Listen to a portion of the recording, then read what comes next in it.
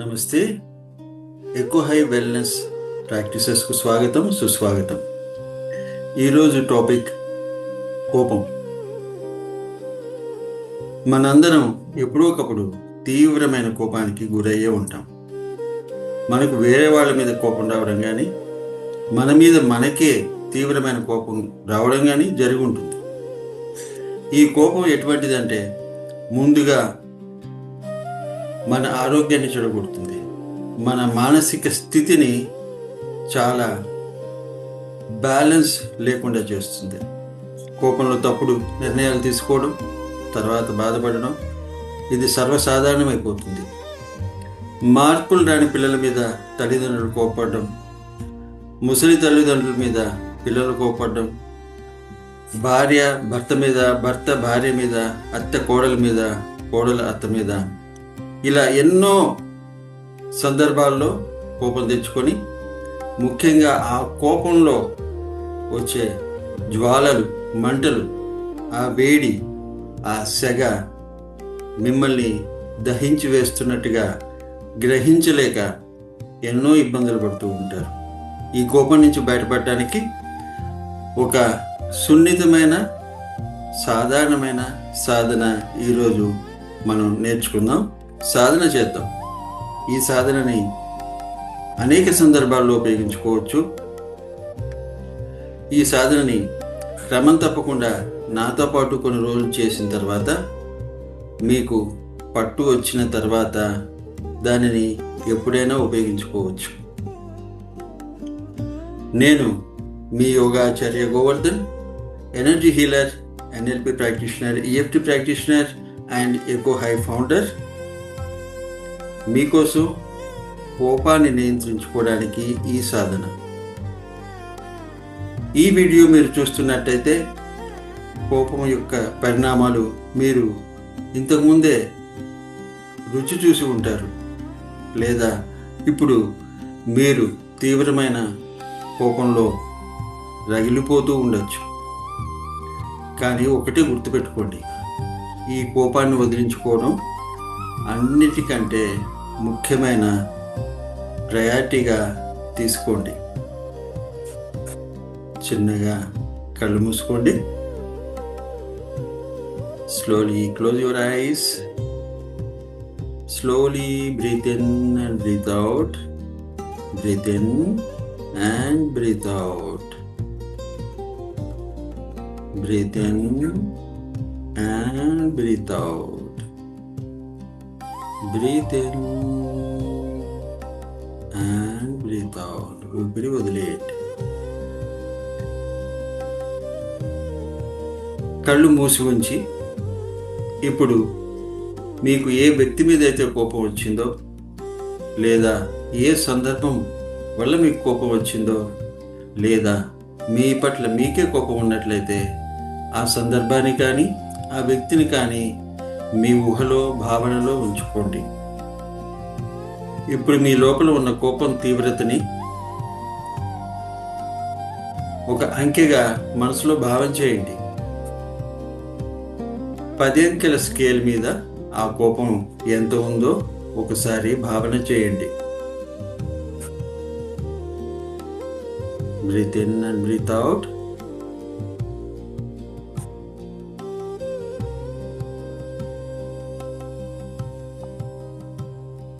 Breathe in and breathe out.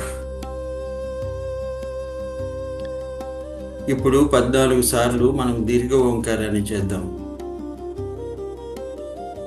Breath in.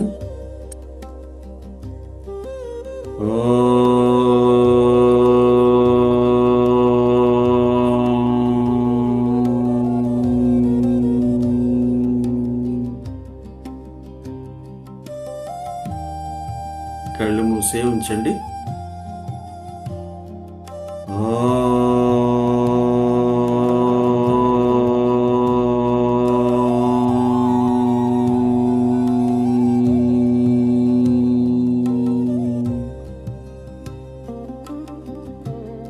శ్వాస తీసుకోండి.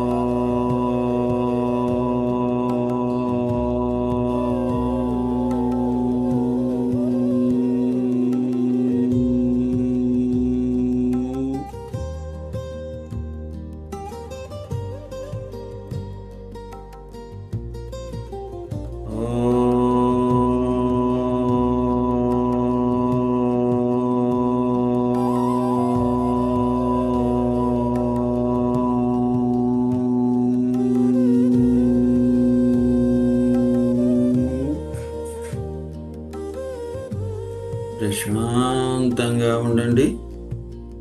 Be still, be calm. ఇప్పుడు మీ ధ్యాసని మీ హృదయ స్థానానికి తీసుకువెళ్ళండి. Take your awareness on to the centre of your chest. Be there. ప్రశాంతంగా ఉండండి.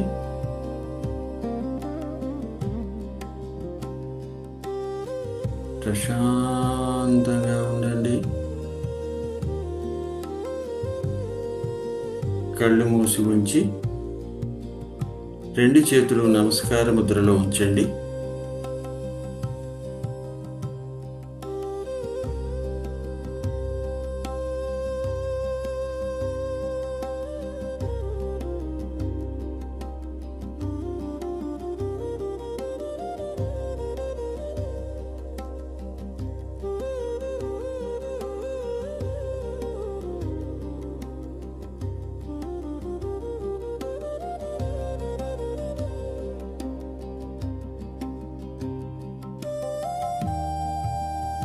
ఇప్పుడు నేను చెప్పే ఈ మంత్రాన్ని నాతో పాటు ఉచ్చరించండి. Breath in. ఓం శాంతి శాంతి. ఓం.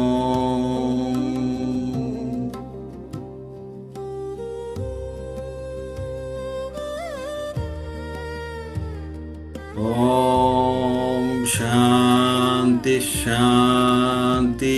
ఓం.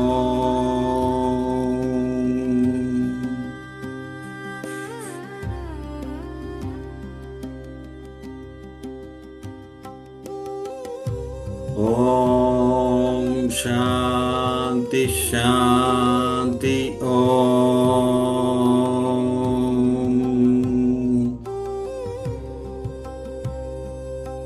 ఇప్పుడు నెమ్మదిగా చేతులు కిందకి పెట్టుకోండి.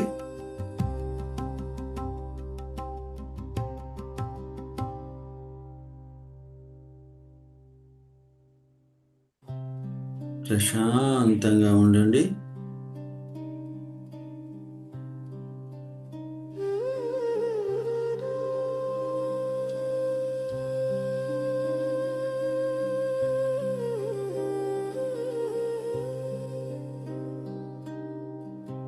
ప్రశాంతంగా ఉండండి.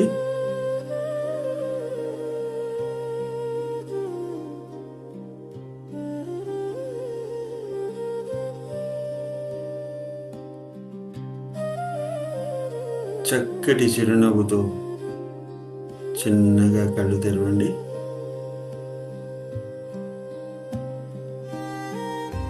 ఇప్పుడు తిరిగి ఆ వ్యక్తి గురించి కానీ ఆ సందర్భం గురించి కానీ ఆలోచన చేయండి. ఇప్పుడు మీ కోపం స్థాయి ఎలా ఉందో గమనించండి. కోపం పూర్తిగా తగ్గిపోయినట్టయితే ఈ సాధనను క్రమం తప్పకుండా కొన్ని రోజులు నాతో పాటు చేయండి. కోపం ఇంకా ఉన్నట్లయితే ఈ సాధనని ఇంకొక 1 లేదా 2 సార్లు ఈరోజే చేయండి. కోపాన్ని పూర్తిగా వదిలించుకోండి. కోపం వల్ల ఎటువంటి ఉపయోగం లేదు. అది మిమ్మల్ని దహించి వేయకముందే మీరు దానిని నాశనం చేయండి. ఈ సాధన మీకు నచ్చినట్లయితే మీ సాధన ఎలా జరుగుతుందో, ఈ సాధన ద్వారా మీరు పొందిన బెనిఫిట్స్ ఏంటో కామెంట్లో తెలియజేయండి. ఈ సాధన ద్వారా మీరు మీ కోపాన్ని అత్యంత తొందరగా నిగ్రహించుకోవాలని ఆ భగవంతుని ప్రార్థిస్తూ, ఈ సాధన మీకు నచ్చినట్లయితే వెల్నెస్ సాధనల కోసం ఎక్కువ హైని సబ్స్క్రైబ్ చేసుకోండి, లైక్ చేయండి, షేర్ చేయండి. తెలివైన మాటలు కాదు, పరిష్కారాన్ని ఇచ్చే సాధనలు కావాలి మనకి. అందుకే ఈ ఎక్కువ హై. నమస్తే. Thank you.